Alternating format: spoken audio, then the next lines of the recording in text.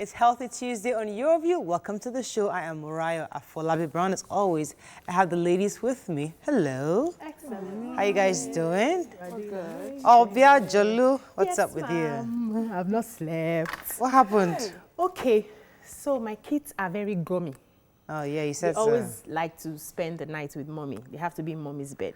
So I'm able to handle that when Oga is not around, because at least the bed is big enough for, and I keep waking up to move them. Before you know it, somebody's leg is on your head and all of that. So I wake up several times in the night to, arrange them properly so I can have a good sleep. Now, Oga is on leave, and he too is grummy. He has insisted that everybody will sleep. I told him yesterday, I said, we can't be living like we're in one room now. What did happen?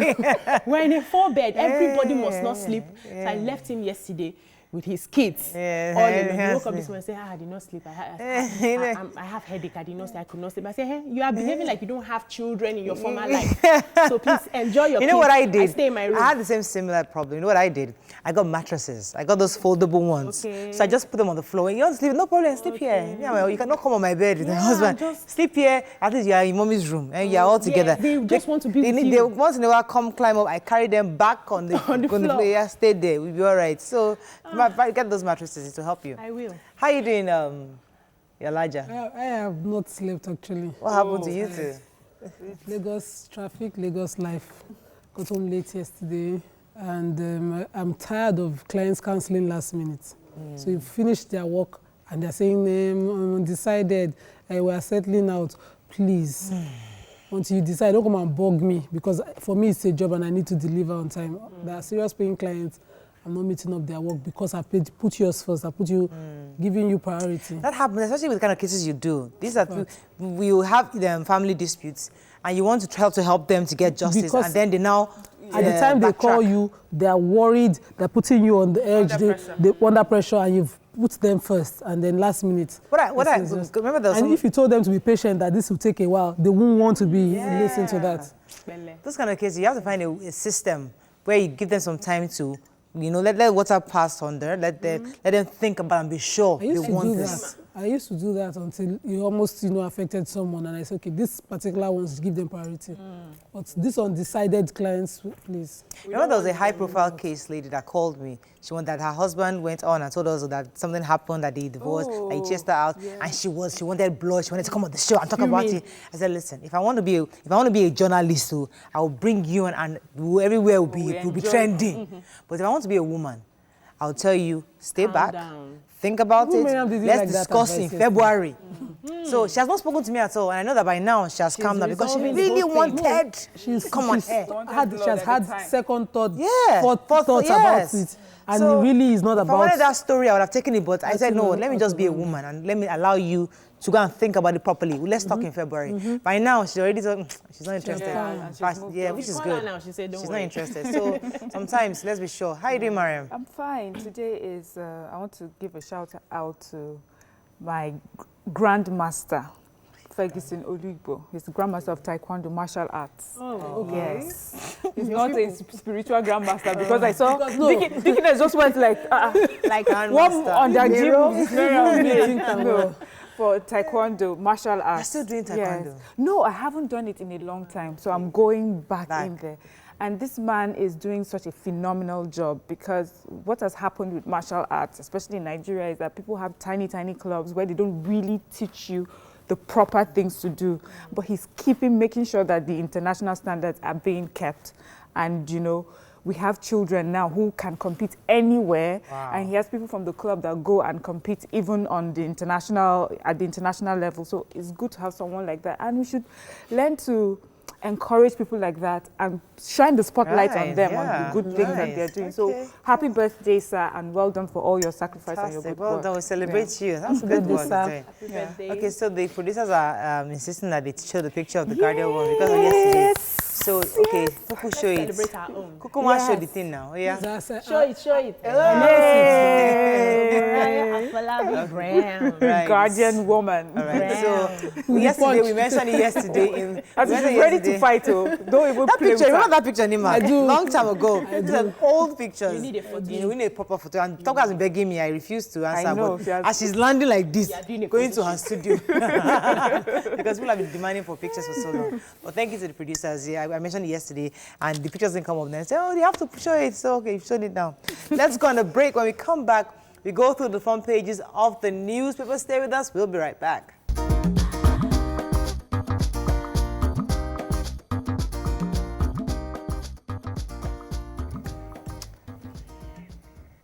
Okay, we're going to start with the Punch.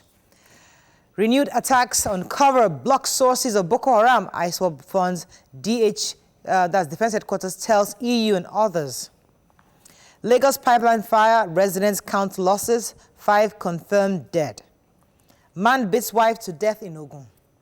FRSC plans driving license for Nigerians moving to the US and Europe.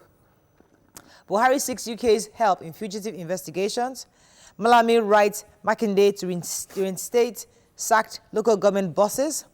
Lassa fever kills 15 in Ondo, infects Delta Copper. Supreme Court affirms Ganduje Lalong Tambuwa Mohammed's elections, and Amotekun has made restructuring inevitable, says Dixon. Let's start with the human interest story. This man that beat his wife to death. Who's that? Who has that story? Okay, I do. So this man in Ogun State beat his wife to death. They were fighting. He took a big stick. He beat her until she was unconscious. Then he picked a screwdriver and stabs her in the head. His 15-year-old son was the one that reported the case to the police. They had found, the children found him dragging the body, trying to bury it. And they said, this is not the first, they had always been fighting. They're known to fight. The children know that this is what happens. But on this particular day, on a Sunday, he decided to just end her life. So he's been locked up. Poor children, they've lost the mother, and now their father are definitely going to jail, or however he ends up. So they've lost both parents. Yes. And now, you know, sometimes when we talk about stories like this, we never really know what happens with the children. I would like us to find out, you know, I hope that the government does something proper with the children's side. This is Ogun State, so their psychology, who do they sit, who talk? It's not even the children that need the psychology, it's the family members who will be reminding them how their dad killed their mother. They witnessed it. You don't understand. It's a traditional setting. Let's move on to the I wanted to take the Lassa fever. Yes, go ahead. In Ondo State. So over about 15 people have been killed by Lassa fever in Ondo State, and they have over 28 confirmed to be on the danger list. The viral, what's it called?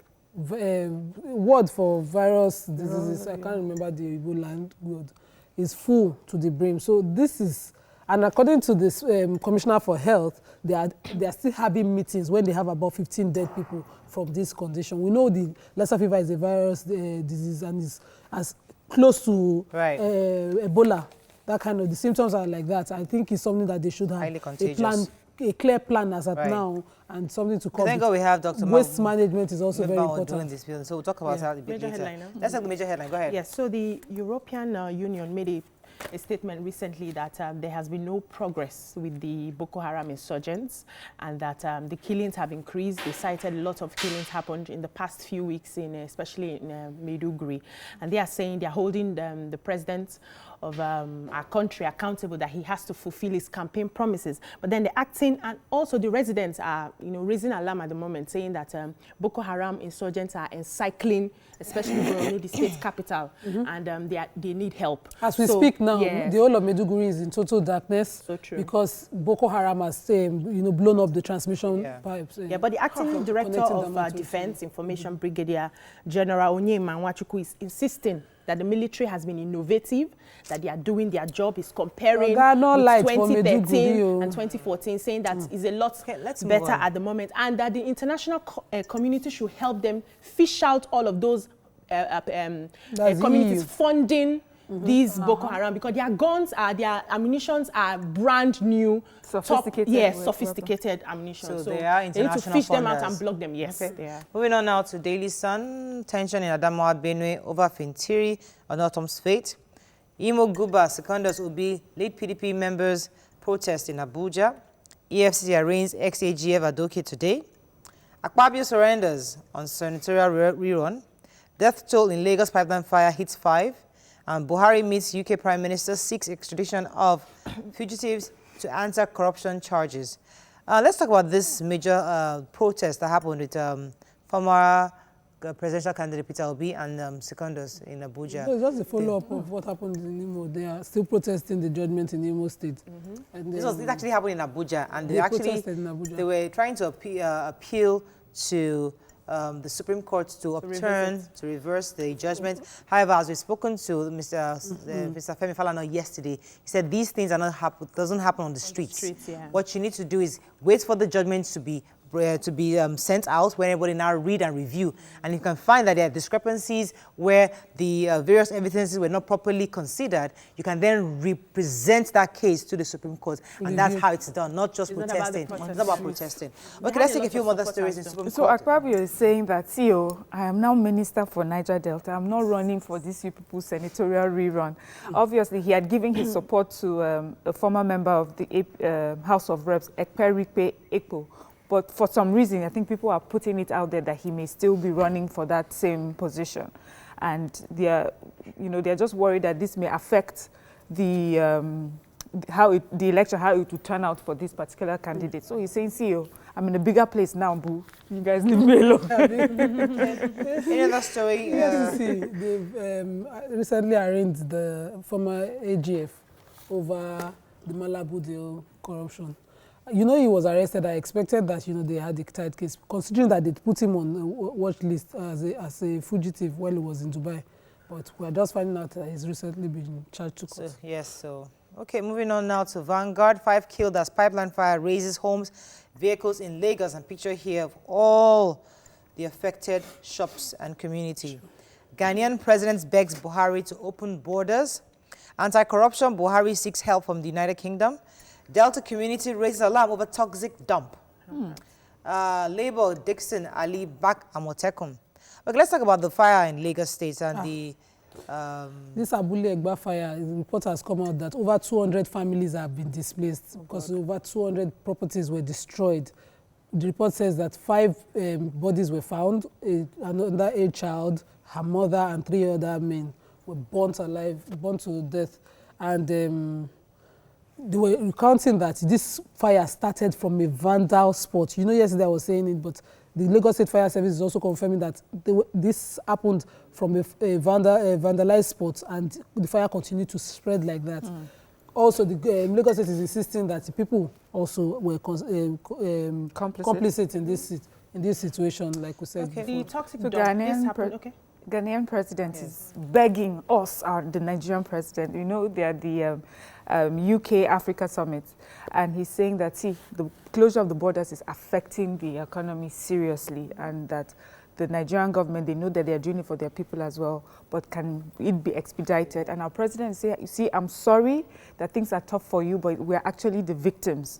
We are suffering more from this, because first of all, through these borders, we have a lot of people bringing in ammunition and arms and hard drugs. So we had to stop that. Also, it has given our rice markets a boost. We now are able to produce even more rice. But there will come a time where the closure would be reversed, but until a committee sits there and makes sure that all the benefits we're hoping to get from it have been gotten. I like the tone of our president. Was so firm and assertive. I like that. We clap for him. Please, the toxic dump in Delta State. This happens to be my area, Asaba. So the indigents of Ubolu, it's more like a farm area, are complaining that they've been receiving toxic waste. It's dumped along the roads. So, and it's usually dumped in the midnight, so they don't know. But then most of the farmers in that area are using it's dumped in cement bags, they seal it. So those ones want to use, they're looking for materials to convey their goods. So they are using those bags, they pour out the waste on the roads, use the bags to carry the yams and the gari and all sort of things. So it's actually very poisonous. But then the commissioner attention has been drawn to him and his... Can I dramatize what the commissioner said? Okay, investigate. So they went to go and meet the commissioner. Bye is happening. Please, the waste has been dumped on this road. He said, I was on my way out of state, but I called immediately the person, the manager in charge of sanitation, to go and investigate. Yeah. That unfortunately he couldn't go there, but he had to call the sanitation. Sanitation were there when they to go and investigate. But you know what? It's not about evacuation. We can't evacuate now. Let us first of all investigate. So for them, evacuating, they left the waste to the community. No, it's not about evacuation. Well, how did he even get there in the first place? Who went to go and dump it there? That was priority. It's not about put the committee to agree on and to decide and do a presentation on how did the waste get there. But let the waste still remain there. It's poisonous to the people. That's what I thought. Commissioner, I don't know where I go park and go. We don't have law waste management. Moving on to Vanguard, I would think that first thing he would do is evacuate. We'll be praying for the thing to degenerate. Where the soil will convert it to good. Moving on to Vanguard, to Guardian. Why national carrier plan failed? Supreme Court saved APC from major blow, says Buhari. And FG files fresh charges against Adoke. Let's take the major headline. So, the Nigerian government are trying to explain why the national carrier failed. And they're saying it's not failed. What they are putting on ground, when they finally do get the investors who will work, they're saying that it's just their inability to get credible technical partners that have stalled it for this long. It's not failure. That's why it's delayed. Now, final paper this morning is the Nigerian Tribune. Losing Kano Plateau would have been a blow, says Buhari. Lagos-Ibadan rail cannot be ready in April. Wow. Abule Egba pipeline explosion, 200 displays, 15 houses, 33 vehicles burnt. Osinbajo Southwest Governor's security officials may meet over Amotekun. And blackout in Maiduguri as Boko Haram destroys transmission lines. Right. So Lagos-Ibadan cannot be ready. The rail lines. Our minister is saying. Minister for Transportation, Amechi. Rotimi Amechi. Yeah. He says that the congestion, what's it called, seaport congestion is why this project cannot be completed. Because according to everything else, the contractors are complaining that their materials or whatever is being held at Apapa, and that he's going to have a meeting with the MPA on Thursday, Friday, to find out how they can resolve issues. And of course, that the urbanization, the urban nature of Lagos is affecting the Ebute-Metta-Apapa angle of the axis of the railway as well. Yeah, quickly, Amotekun. So we're likely going to be having a meeting. Vice President, the Southwest governors and security chiefs will be having a meeting to sort out the grey areas and see how they can put it under the legal framework. Okay. On that note, we end front page review. When we come back, we observed an important story in Daily Trust, which you think that we should discuss. We'd like to open our phone lines to hear your thoughts on the issues as parents lament high acceptance fees in public varsities. Stay with us. We'll be right back.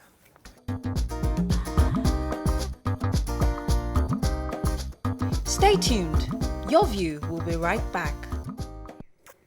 Thanks for staying with us. According to reports, parents and some newly admitted students have decried multiple charges by public universities in the country. Report has it that there is now a high acceptance fee alongside other money to be paid for registration. Now, lots of people are discussing this. Is this right? What are your thoughts on this? You can give us your views on 070-80668014. We can also tweet to us at TVC Connect. Please hashtag YourVTVC so we can read your tweets. We actually like to hear from parents who are going through this and students who are having to pay this fee. Kindly call the show, so let us hear your views. And which schools are you trying to get into? I know Daily Trust carried the story, their major headline, and it shows here University of Benin. You have to pay between 60,000 and 80,000. 80,000 for medical students, about 60,000 for regular students. These are some of the breakdowns. But let me hear your thoughts. I mean, many of you have said in the makeup room that when you were going to school, it wasn't this expensive. So I'd like to hear your views on this. Yes, I don't even remember if we had acceptance fees. So the acceptance fees are supposed to be monies that you pay to show that I have received my admission and I'm willing to go to that particular school. And then until after then, you get, and thereafter you get you get registered, you be screened and then registered. I don't remember if we had that during my time. I can't remember. Yes. So, and some of these universities are also free, so they're tuition free, and some of them have really low tuition, but these acceptance fees are quite high the universities on one hand are saying, well, the allocations to this university not enough to take care of so many other things that they have to do. So this is like one way that they are raising funds. But on the other hand, we have people and parents and students who are trying to get into school. There's a particular story of this girl who says she's asked for how they can pay this money in installments. Yes. And I think this particular university in Calabar, I think they gave her an arrangement in which she could do that. I think the acceptance fees are just too high. I understand. Because it's different from your tuition, yes, right? It's different from tuition. It's different from registration fee. I understand. See, university education everywhere else is quite expensive. I mean, you schooled abroad, and I'm sure you know how expensive it is. Even people that come to Nigeria to school, their tuition fee is not as high as many people that go, to the UK and the US. So I really do think that we need to sit down and talk.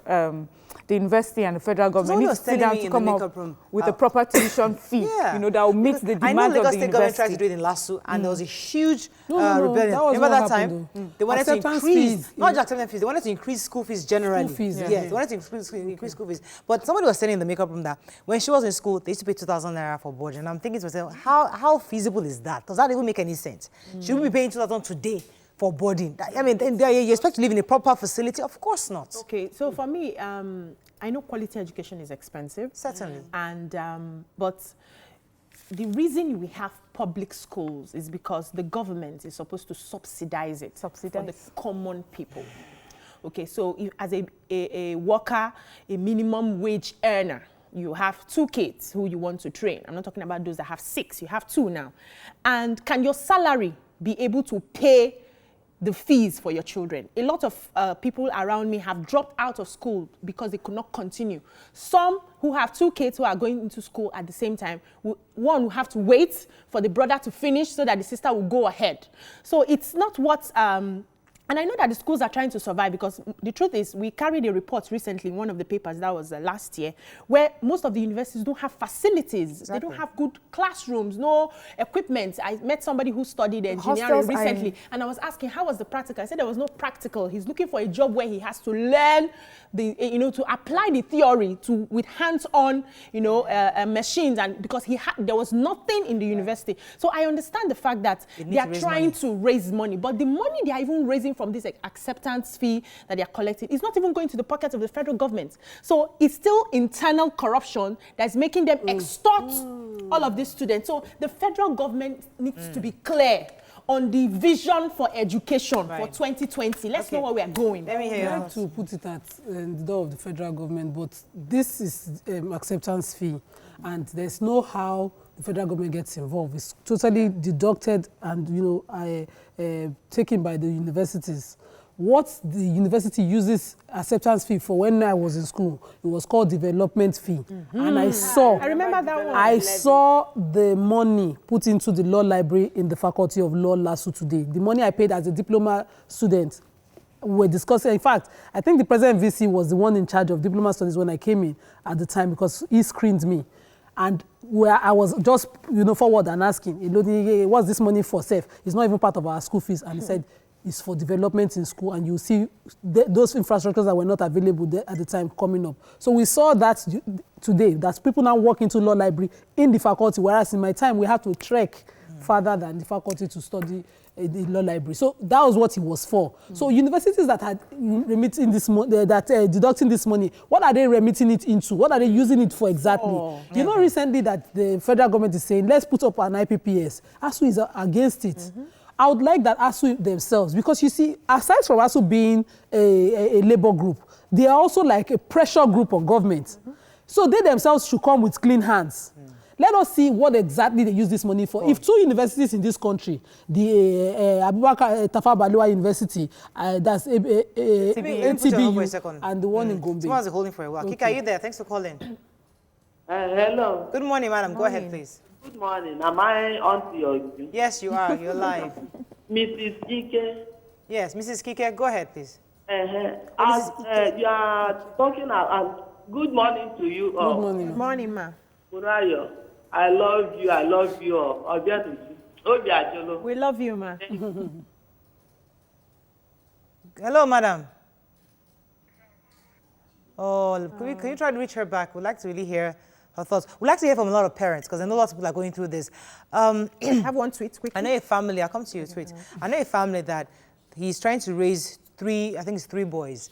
And they are asking for money for this kind of fees, saying that they're asking for so many. Because I helped initially when they came to me when they was on the start, I helped them initially with registration. Then I came back and there's another one for acceptance. I said, which one is acceptance fee again? So these, I mean, it's so close to home that I know somebody who's been begging for acceptance fee. I didn't understand what it was. For me, I even thought they were trying to swindle me for more money. But from seeing this, it's as though that the schools are actually really demanding these fees. Let me take this tweet from you. So he here says, I don't think 60 to 80,000 to enter university is too high, where school fees are low.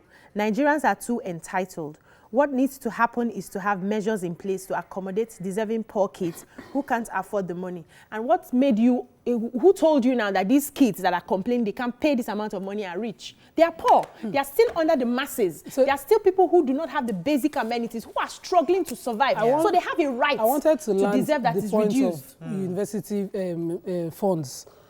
If ATBU and the Federal University Cashier in Gombe State do not take acceptance fee and they run their schools, it's because they probably manage the federal government fundings that they get well.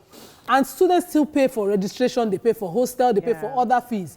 If we do not audit how monies are collected and what they are used for within schools, we can't continue. We can't stand and justify the amount in question. You're making an assumption. We don't know if those schools are actually properly using it, number one. Number two, because many of these schools are in poor states. So we can't assume that those two schools you mentioned are actually in better state. Let's mention the schools with the highest fundings. Now, University of Benin leads in the Daily Trust article. University of Benin is a federal university. They get funds. Saidat has been holding for a while. Saidat, are you still there? From Bonny Island. Saidat, are you there? Thanks for calling. Are you there?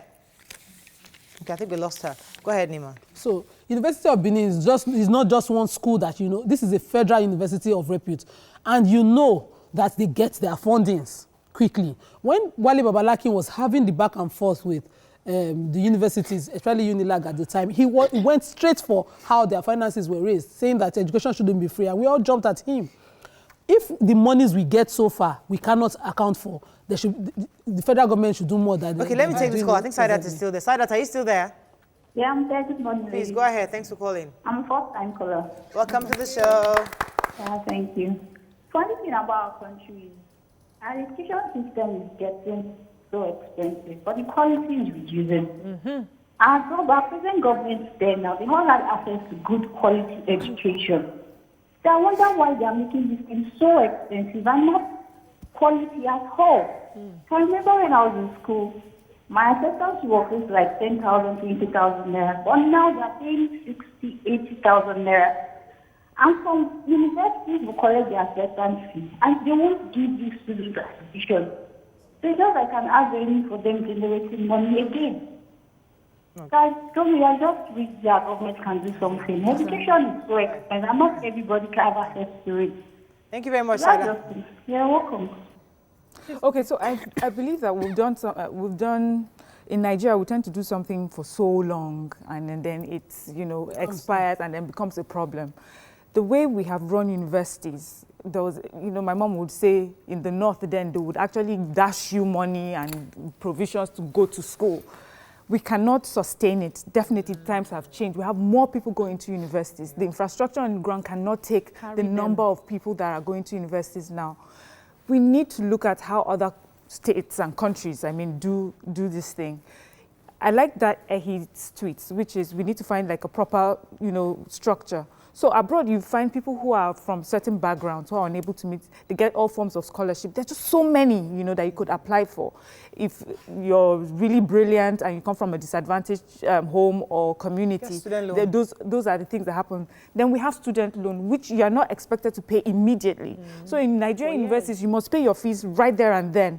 But abroad, they get to pay their fees over time. So those are the sort of things. But then we now have a problem of when you finally create this structure, the operation of it, the stealing of the money, the corruption, that is what really grinds everything to a halt in Nigeria. No matter how laudable your ideas is, it comes and crashes at the table of corruption. So one of the purposes of developmental fees also in school is that you fund student projects, you fund students' ideas. So we are in Nigeria, for instance, we have traffic issues, we have depleting roads. Engineering students and all that will get funds easily. Yeah. But you see the schools will be shouting federal government. And we are taking up to 80,000 per student for acceptance fee. Someone should question what the schools do with the money. I went to LASU. At the time I was in school, things were not in school at all. But right now, if you go to LASU, it's a completely different world from when I went to school. I look at the school and I'm amazed at what they've done so far. So schools that cannot account for their acceptance fee, based on this research that Daily Trust, according to some schools actually acknowledge that they charge this fee to beef up revenue to meet obligations that could not be covered by allocations from the federal government. Yes. So and the it's a revenue scheme to help them get more money, obviously. Yeah. So, but your issue is that, okay, fine, you've made the more money. Where does it end up? They didn't just start collecting it. They've been collecting it for more than Let me take a break now. We'll come back. We'll hear more views and get on to other topics. Stay with us. We'll be right back.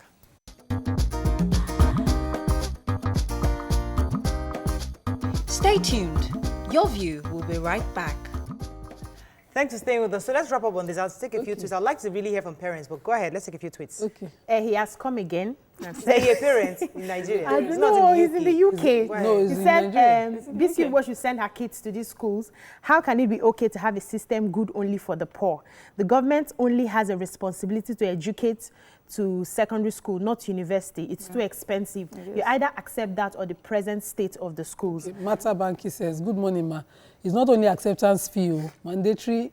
Mandatory is one of the things that we are currently suffering now in schools. My school collects 23,300 for mandatory, while acceptance fee is 15K. Third party is 3.5. Imagine school that. mandatory fees, 60K total. And that's #poly in Lagos. So annoying. We don't want to mention the school's name. Good morning, Grace. Are you there? Thanks for calling. Hello, good morning. Thanks for calling. Go ahead, please. Okay, my name is Grace. The thing is, my sister, my elder sister, is actually a student of the University of Benin. But I don't understand because she actually gained admission last year and she had to pay over 60,000 naira for acceptance fee. And then I went to the school for her matriculation and I had to stay with her in the hostel. And the space of the hostel is actually, in fact, it's an eyesore. I cannot begin to imagine how they would collect over 60,000 naira for acceptance fee, and still yet they cannot make infrastructures in this school. To the extent that we actually have to move from one block in the hostel to get water to take our bath, and still yet they collect over 60,000. Right now, I cannot complete my education because I have to wait for her to finish with her own education for me to go back to school, because of course my parents are medium wage earners and they cannot afford to send the both of us to higher institutions at the same time. So I don't really understand how they will collect that kind of amount of school. Yeah. In fact, they collect. Thank you, Grace. You see, that's the real Nigerian story right there. She's passing through it, and that's the problem we're having. A lot of families cannot afford this. There are a few schools that are still paying 10,000. There's Federal University of Lokoja, Federal University of Dushima, and others. I think Taraba State University, they're all paying 10,000. But others are paying, University of Calabar is paying 15,000. University of Ilorin is paying 25,000. University of Abuja is paying 42,000. University of Enugu is paying 25,000. So these are some of the fees. Yes, go ahead. Let's compare schools. Let's compare schools. We know a bit of schools. So she mentioned University of Benin. I have plenty of them in my family who finished from there.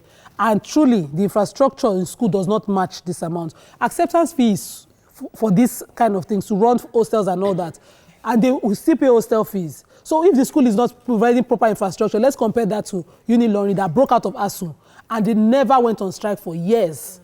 They ran their school with the same fundings. You just mentioned Unilorin taking 25 compared to what they take in Benin. And so there's no how that there's no corruption within school systems that we should not investigate. Okay. I would employ the schools to manage the resources that they have. We have alumni that go to these schools and build their classrooms for them, support them one way or the other. They should keep on doing that. And also, the former caller talked about quality of education, saying that with all these monies they are being taxed, they don't get, the quality of education is not increasing. So it's reducing and then you're paying more money for what you're not seeing. So I would, you know, advise the federal government to look into providing the right infrastructures, handling the quality of education for that fair, and let other people support as well. To certainly, but I think we should be fair. Running schools is not cheap. I know Covenant is now #1 in Nigeria based on the international. I saw the ratings. The University of Ibadan is #2, and the whole entire sub-Saharan Africa, Covenant University is #5, and it is not cheap to go to Covenant University. It's a lot of investment. So I know the federal government, even allocation, we've seen the allocation for education. It's not that much. So obviously, they are underfunded. That's why some of these schools are saying, I have to charge this money to at least run operations. Yes, salaries are not under their own purview because federal government is paying it, but they are operational costs that we can't even see here. Let me take this call. Good morning. Are you there? Hello, right. Thanks for calling. Go ahead, please. Yes, what you're saying there, you know, every university has a system of generating their own internal revenue. Right.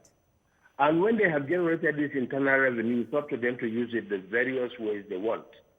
So it is not a matter that is subject to audit because they're empowered to generate money and assist their own programs within every university. And if you go across the nation, each university has its own different charge for whatever. This is an internally generated revenue. And it is up to the university to apply those revenue to various expenditure within the university system. So it is not a thing that we should blame every university or any university for such generation of revenue. I would love to agree. With the problems facing us now in Nigeria, we have to now audit what they've taken over the years and see how it's just for us to balance things. Okay, if this amount we've raised maybe 2 million and is not enough to run the school, and the school is managing this is what they've incurred, then the federal government understands clearly. Even we media will know where we come in to advocate for extra funds for them, and you know where we blame the federal government. I'd love to sit here and blame federal government, but federal government has always been subsidizing education in schools. We've never asked how these people are spending these monies. I'm sure there's room for internal audit. The lady that called now, it has to be. It just has to be. Okay, the schools we have to wrap up should on have this. their internal audit. Do you have any more tweets that okay, yes. Kehinde Bodunde says, no, it's not. My 2 children just got admitted into the university, and the acceptance fee for each of them is 52,000. A retiree is too much, and that's besides payment for medicals and other payments. Very soon, school fees will be demanded. It's not right. I hear there's even ICT fees, there's faculty, departmental levy, there's municipal fee. What in the world is that? So there's mandatory fees. There's Orishirishi fees. We're not saying that education should be cheap. We're saying that we should be clear what we are paying for. Okay, Ajibola, are you there? Thanks for calling. Oh, thank you. Good morning, Morayo. Good morning, everybody over here. You see this issue that of this money that they are taking.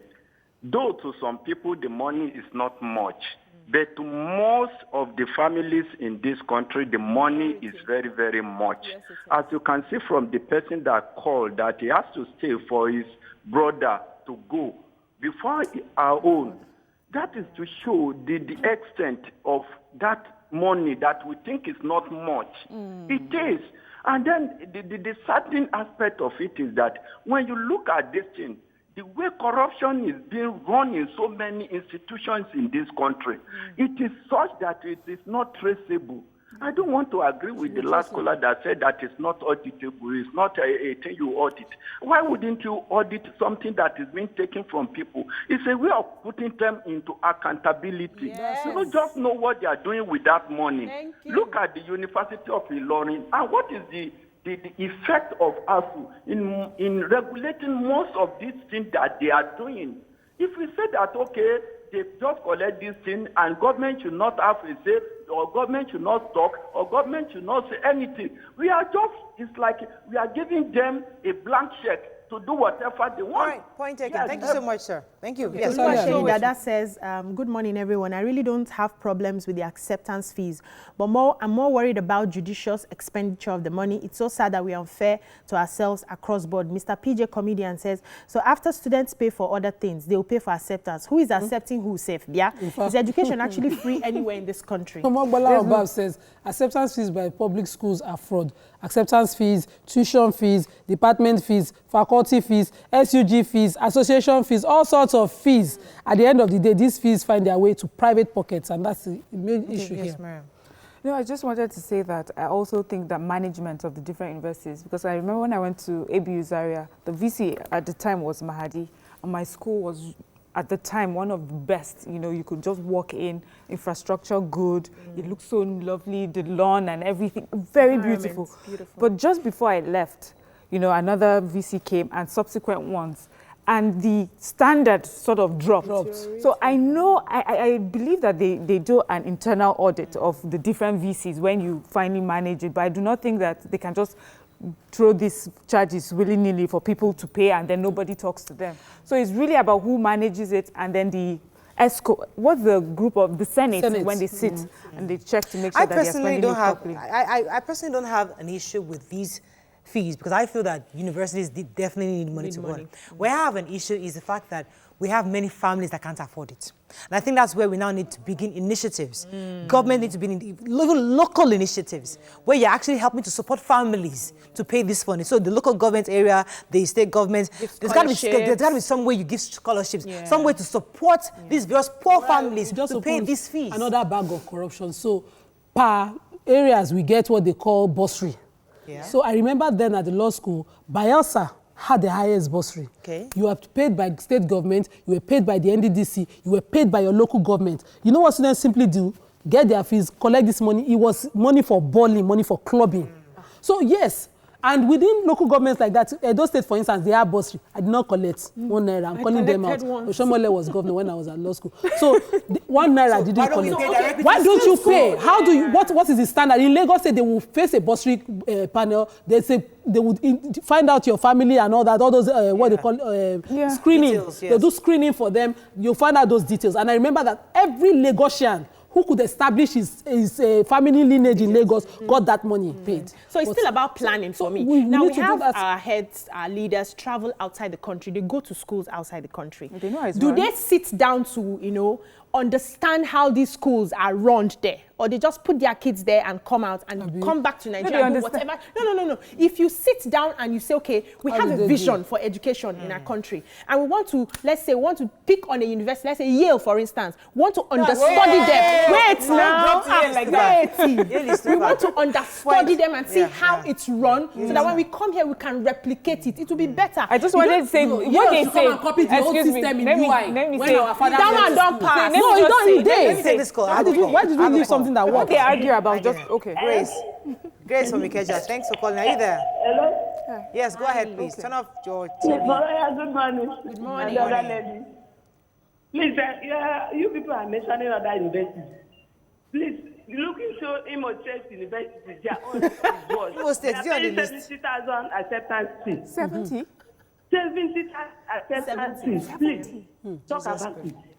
Thank you. And the other fees, not even only that one. Other fees, their own are higher than other ones. Total fees. Yeah. Thank you very much. Okay, you're right. Imo State University, 70,000. You're very correct. It's here. Don't make mistake. Yeah, so I would like that instead of going far to look for the example, we had a working plan. What about today? No, stop saying that. See, no, not be property. We had our UI. We had a system that worked. We started corruption and we moved from it. Has gone we past can that move back there and get it right. Okay. Yale works for them in their social environment there. Do the one that works for you in your own environment. That's our problem. You are talking about UI of 1960s that they are when with maybe 10 or 15 students per faculty or something. We cannot keep talking that way. We will have to learn to move on. And the truth is that our universities need more funding. Yes, you are saying that do they go abroad and see how things are run? They know and they understand how much it is to run universities. They understand how much education costs. And we're not ready to touch that yet because we're afraid. You know, Nigerians will come for us. You're afraid that you're about to run for election and then you tell people that to increase tuition, you will lose. Yeah. So on the back, so they're looking at how do I not be the one that gets the flag for pushing I have a call from Yobe State. I'm in from Yobe State. Good morning, Damaturu. Thanks for calling. Are you there? Hello? Go ahead, you're live. Go ahead, Aminu. Okay, I just want to thank you people for this wonderful job you are doing. Thank you, sir. We thank Daily Trust. Go ahead. I want to contribute on the topic on the show today. Yes. Where the parents lament on the school fees of the students. Yes, go ahead, please. If there is a way government can interfere, this thing is getting out of control because we are paying for what we are not getting. So I'm only advising the federal government and state government as well to look into the issue because the parents are... Okay, we have to wrap up on this. So yes. So the average Nigerian leader is more concerned about clutching power, holding on to power, than putting the people's interest at heart. We need to open our eyes. We are not ready. All of us. I'd like us to have some kind of solution. As I'd like to go back to what Nima had said. There was a bursary system, or maybe there is a bursary system. So it has to be properly, you need a proper system such that it is more accountable and where we know it's more transparent. Actually, that's what I want to say. Such that these monies go directly to the schools and not the individual people, the students. That's when you do that, because she said she collected once. Many people collected and they actually spent it on other things. So the point is that if a family can actually show that you're indigent, you need this money, that you register to the state or to the local government, and they pay directly to your school. Governor Fashola did something then. If you're indigent and on a merit list, you qualify for bursary. You would have been indigent and you are on the CGPA of 4 point something, so you know, or 3.5 upwards. So you know book. You what the money puts. It will pay that money will be paid into school, not into your account. Then the screening was tighter, but they wanted it for everybody. That's besides the point. Now the UI example I made, all these leaders that are going abroad with their children today benefited from this system. Yes, so it worked. See, let's stop deceiving ourselves about these things. When we had a proper system that worked, where people pay money and they had cleaning, feeding, everything, lunch, covered under that money, we now destroy that system and we are looking for a system to copy.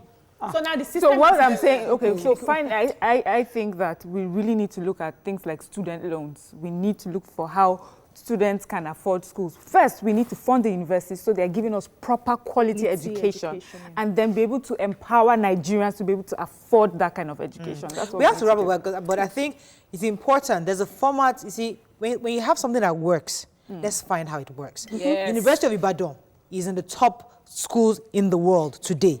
There's something they're doing that makes sense. Covenant University. Yeah, sorry. I talked about I'm talking about the top 1,000. Top 800. Yes. I'm talking about. I looked at this. This is the 21st I'll show you the ratings. Okay. The top 1,000 schools in the world. There's only two. Of us. One University of Ibadan and Covenant University. There's something they're doing right. And I think other schools need to study them and see. I need to ask you, have you been to UI? No, I'm not. You need to take a tour to this school. You see, it will pain you that when they were studying biology those days, they had an idea to even have a zoo. What are we doing today? We depleted these resources. We have to go back there. I have to wrap up with this. But when we come back, we're going to be discussing the issue of health. It's Tuesday. We can't run off without saying one or two things and how to ensure this issue of Lassa fever, I believe. Stay with us. We'll be right back. Oh, yeah. Stay tuned. Your View will be right back. Thanks for staying with us. So the World Health has warned that some diseases may soon become untreatable due to lack of antibiotics. According to reports, infectious diseases such as tuberculosis, diarrhea, human immunodeficiency virus, that's HIV, measles, amongst others, may soon become untreatable. Joining us on the show is a public health expert, Dr. Tuyi Mibawandu. Welcome to the show. Anytime I see, I always think that you're coming to talk about Lassa fever. So that's why I thought it was Lassa fever for a second. But I'm like, oh, it's not Lassa fever. But it's good to have you on the show, Doctor. Thank you. You can call us on 070-8066-8014. You can also tweet to us at TVC. Can you please hashtag YourViewTVC so we can read your tweets. Okay, so I think you've discussed this with us before. The issues of antibiotics being unable to treat lots of diseases. And I think you warned us also in the past that we should try to desist from using too much antibiotics so early in life. Could you, what are the fears we should look out for if we get to a situation whereby all the antibiotics available can't treat our diseases? We don't want to imagine that situation. Antibiotic resistance or antimicrobial resistance is a huge issue. It's a global crisis. It's a threat to national security and even to existence of humanity. Now, it was wonderful that around 1924, when penicillin was discovered, and during the World War II, it was used to save a lot of life. But by 2 years, we had resistance. And since then, there has been one resistance after the other, okay? In such a way now that we're gradually getting to a point where if you need to use antibiotics now, You're not sure it's going to work. You see somebody who says is having typhoid. Somebody is having malaria. All these are product of resistance to antibiotics. And it's huge. You know, a conservative estimate in an organized society puts the cost of antibiotic resistance at more than $1 trillion. And you can imagine in our own part of the world, where we are now, you enter a bus, you see a woman hawking all sorts of antibiotics. By the roadside, you see men drinking, hawking antibiotics. A lady will say, okay, you know what, I need to take antibiotics. Or a man will say, oh, let me take antibiotics, my body feels somehow. It's for boy. Because it is cheap, in abundance, and common. And there's a high demand for the antibiotics. That is one key issue that is driving this antibiotic. And then the other thing is that it's over-prescribed. You know, at every point in time, typhoid and malaria. Typhoid and malaria. Oh, I have this, I must use antibiotics. In fact, it's incorporated into so many things. Look at our food production now. If you want to do it in the poultry, a lot of antibiotics is added to the feed. Yes. And as such, you know, part of the antibiotic or some part of it gets into us. And these are resistant strain because there's no way you're going to do it. When the animal is defecating, it passes some of those germs to the soil, it passes to vegetation, it gets to you, and then lo and behold, you are wondering. You don't know that the chicken you are eating, you're also eating antibiotics with it. So this discussion is very important, and people should, from now, take a cue that antibiotics are not just swallowed. It must be needed. It must be rationally used. You must complete your dose if you have to use it, and you must be careful, even if you have to eat food, because what you are going to do, you know, is a kind of producing different strains of germs that are resistant to antibiotics. Recently I was talking with the doctor and he said this is very important because Nigerians, we have a habit of having default malaria. Everybody that is hot is malaria. You just go and buy it off the counter and they are fine.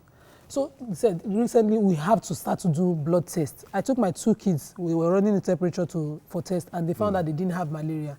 I would have bought it off the counter to give them because they were running temperature. But when they did the test, they found they then prescribed a kind of antibiotics for them, saying that it's not every type, that they're just children. I was, no, let them be strong, they are coughing, you know. And the man said, whether they'll be fine, it might just be dust. So how do you get a patient now, a Nigerian patient that has default malaria, to understand that you can just go home and sleep with 2 kids running a temperature and they'll be fine? Again, one of the key things we need to do is to step up, you know, education. Education must come from individual, it must come from the community. And we must be able to, you know, greatly drive this discussion. Okay, it's nice that we're discussing that, we must drive it further and take it to the grassroots as much as possible. Now, let's appreciate the fact that those molecules we're having that we're enjoying, there are just few molecules left that we can use. Let us appreciate that. Now, malaria you've mentioned, we have the artemisinin combination therapy, which you call ACT. And right now we're already having resistance to ACT. So where do we go after having resistance, if you have resistance to ACT? So there must be a clear-cut dialogue, a clear-cut pathway to understand that if I check for malaria parasite, it's not positive, what test could it be? Do I need rest? If we have to use antibiotics, what are the rational prescriptions I have to take, and how long do I have to take it? How do I now cross-check and be sure that I am really having the need for these antibiotics? Now, you know, about 18 leading pharmaceutical companies that are actually into antibiotics, 15 of them left because it's not profitable for them again. So now, if it's not profitable, what it means is that you are left with very small number of antibiotics to play with. There's no working. Now, there are clear-cut diseases now that is causing problem. Tuberculosis, like Rachel, is one. We're having multi-drug resistant tuberculosis. 600,000 people killing, killing as much as 240,000 out of them. Wow. The germ is resistant to all the antibiotics. It's even worse than even the HIV service is bringing out its own resistance. Wow. There's only one drug now that can cure gonorrhea. Only one drug? Only one drug. Even that one is overused. Wow. I'm not going to mention the drug. That's the only majorly prescribed drug. And very soon now, might actually also grow resistance. Yes. Now, syphilis, nobody's talking about it again, but it's all over the place. Okay? Typhoid. You know, every time in Nigeria, typhoid and malaria, typhoid and malaria. They go together. Then, no, how can they go together? Again, we feel. The World Health Organization says that one of their fears we read yesterday is that we need to invest more in creating more antibiotics. It seems that, as you just mentioned, a lot of them we've grown resistant and we need new ones. And I keep wondering, how many antibiotics have come out from Nigeria? Is there anyone that has been locally produced here or has been collaborated by, you know? Have we done anything? And what do you think about our organic? Do we have some antibiotics within the locally Nigerian? The local one you have is generics. The generics means that, okay, somebody worked and developed the molecule, usually those big companies. Okay. When they develop the molecules, then at a point in time there's expiration of their patency, and then it now becomes generic. So, you know, as usual, generic will not be as thorough as the first one. Right. So what you see in Nigeria are the generics. Most of those generics they sell in Nigeria are actually coming from China and India because it's very, very cheap. Okay? Some of them that have company here, they try to produce the generic. Still, the basic powder has to be imported from there, and then you now come and compound and press into tablets as the case may be. So for us, I'm not even sure whether we have a national policy on the usage of antibiotics. We don't have that. Not to talk of a state policy or talk of local policy. Now, even the hospitals, because again, when we come to what we can do, we'll look at that again. Even the hospitals, as it were, you'll be a clear-cut policy. When you are monitoring hospitals, you'll be able to understand that guys, we don't have too many molecules to play with. Yes. Okay. I've observed also, I know where you'd like to come, because as a parent, your kids get ill, you take them to hospital, and the first thing they're giving you antibiotics. In fact, in my house, I have loads and loads of antibiotics. I don't even use it. I don't even use it. I didn't even open it at all. Because once I complete the malaria drugs, I'm home, I make sure he eats well, sleep well, and I don't end up using the antibiotics, and they're fine. So I try really hard never to use the antibiotics they give me in the hospitals. But is it the right thing to do? I'll come to it. But let's. Yeah. So the problem now that the World Health Organization has discovered is the fact that we now have mutant bacteria that is resisting all the known antibiotics. I think in the UK they discovered about 12 diseases. New diseases already that they don't have antibiotics for, though they are developing about 60 antibiotics, which is going to take a long time before you can actually start using it. But my worry now, the one way concern me now, they say, in the scheme of things, Nigeria is not even producing any antibiotics. We don't produce any form of drugs here. So the people who have been supplying us drugs are telling us that they don't know what to do at the moment because they don't have what will sustain us. When it now comes down, when these diseases come here, how do we survive when we do not have one hope? Do we go back to our traditional medicine to help our case? Because the Oyibo people supplying us are telling us, come, we're in trouble right now. So what do we do?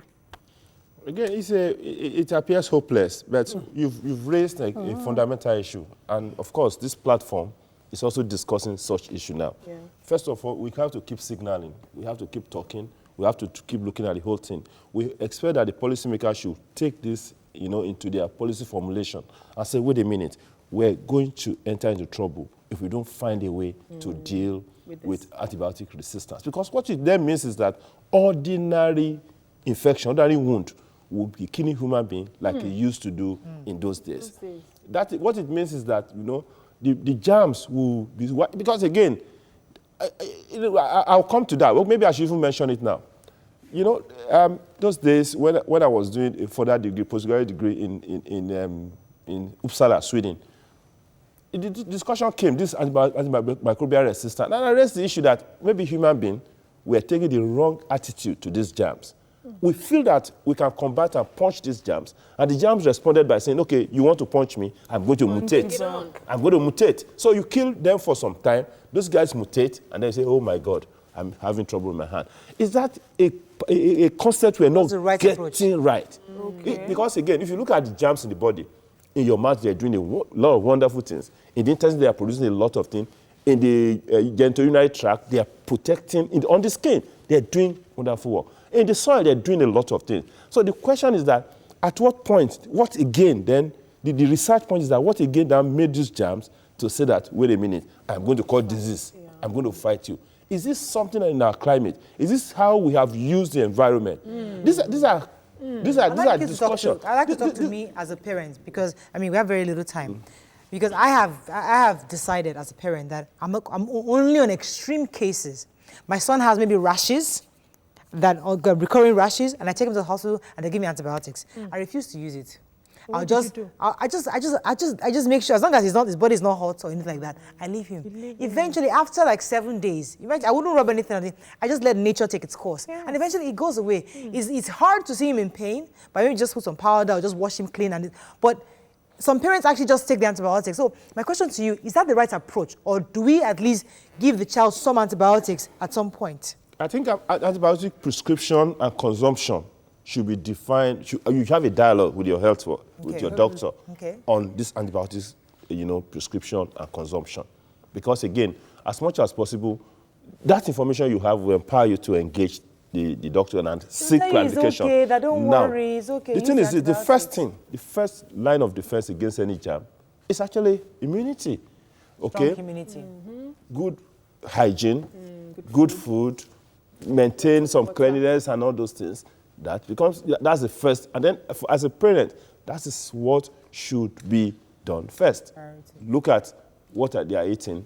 Look at how you take care of them, their cleanliness and all those, and their environment. That's the first thing. Now, when there's no need for antibiotics, you need to the doctor. You must be convinced. So you must structure. You must be able to structure how to use these antibiotics, what we need to use it for how long you need to use it, and then to see the sign of failure. Let me quickly take this call from Shomolu. Good morning. Are you there? Hello. Thanks for calling. Go ahead, please. Good morning, ladies. Morning. Okay. About this health issue, it's kind of a problem. December, I have a niece.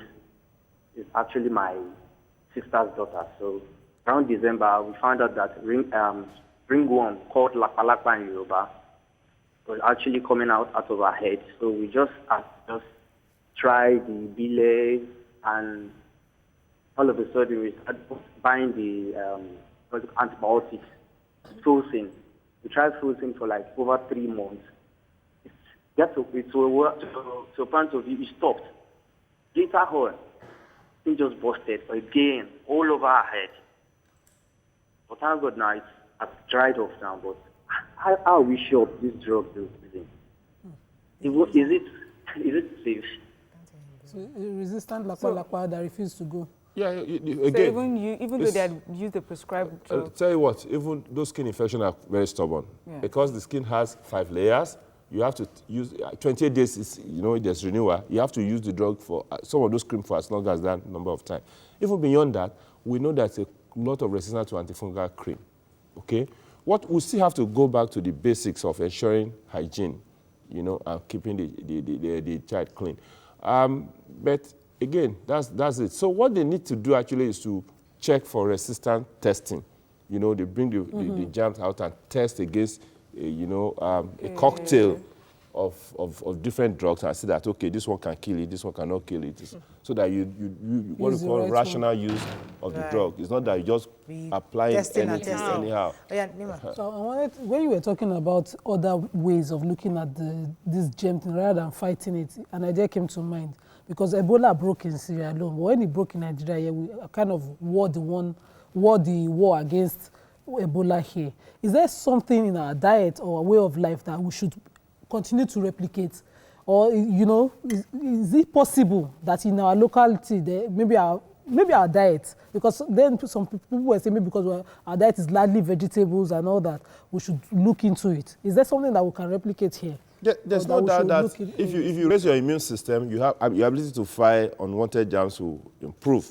There's no single doubt about that. Okay, and then if you maintain healthiness, cleanliness, because look around us, look at everywhere. I don't care whether you stay in Lekki or whatever, or Banana Island. It's just dirty environment everywhere. In that environment, germs will thrive. They will jump from those dust to human being. They will jump to chicken. They will jump to some other rats or whatever, and jump to human being. And when they move from one person to another, or one host to another, their state changed. And then we see, this kind of problem. Please take that final call. Yomi, are you there? Okay, good morning. Morning. I want to ask a question. Go ahead, please. Well, my mom uses antibiotics most because she constantly has malaria. And the doctor once explained to her that this malaria virus or typhoid is inside the heart and the liver. So once you treat it, it gets pumped out again after a while. And so there are particular antibiotics she just uses. Each time she feels it, she just uses it. But now on the show, I've been told that constant use of it or just anyhow use of it is not very, very good. So I'd like you to explain that. When you have it in your system and you just treat it whenever it is, for maybe 2 weeks after you use a particular dose, how do you see that? How do you talk about that? Please shed some light. Okay. Again, I don't know the malaria that you have to treat forever. I don't know, because there's a clear-cut... Is there something about liver in the liver? Oh. Listen, the drug that you take, this combination therapy, one will act peripherally at the blood level, another one will act at organ level. Okay? And some of them hang in the system for quite a long time. Wow. If you have to take those drugs and you have to repeat, you know that these also have side effects. You are multiplying the side effect, you understand, without necessarily killing the germs. So it gets to a point where you have to ask yourself, am I really treating malaria? Is this malaria resistant? Is the drug I'm using, is it okay? Because the issue of fake drug is a big challenge in this part of the world. So now you can't continually treat malaria or treat typhoid. I don't believe that. There must be something we're missing. There's something we're missing. Unfortunately, that's all we can take. We can't remain lazy. Thank you so much for coming. It's always a pleasure having you.